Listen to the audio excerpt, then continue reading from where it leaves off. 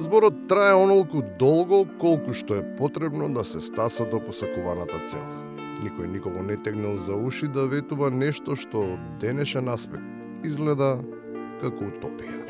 За среќа на жителите на Газибаба, но и на сите Скопјани, бидејќи навистина е страшно тоа што го гледаме овде. Набрзо ќе има промена на локалната администрација и ќе дојдат луѓе кои што навистина се погрижат ова еколошка бомба да се претвори во земја.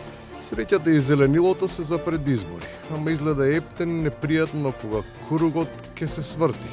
Еколошката бомба која продолжила да тлее, ќе пукне во најнезгодниот момент, пред нови избори.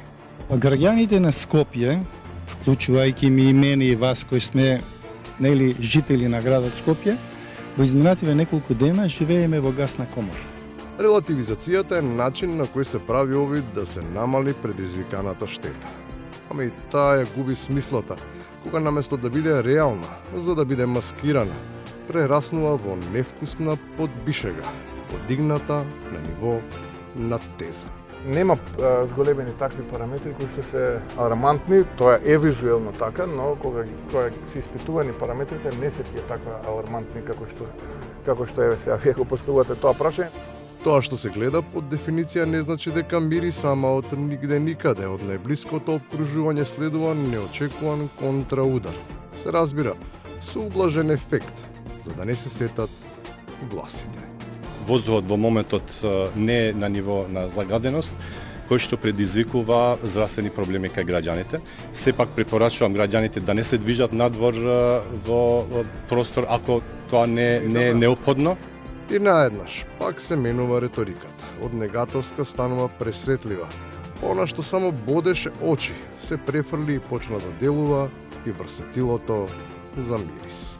Јас сочувствувам апсолутно со секој оној граѓанин кој што го чувствува сето ова. И на крајот, кога стручно ни се укажува дека полека, ама сигурно, секому му се здебелува кожата. И во Скопје ни станува нормално да живееме и дишиме загаден воздух, кога ќе станам се вали да мириса на пластика. Нам ни се случува процес на нормализација на девијантното, на оно што остапува, помалку или повеќе на ненормалното.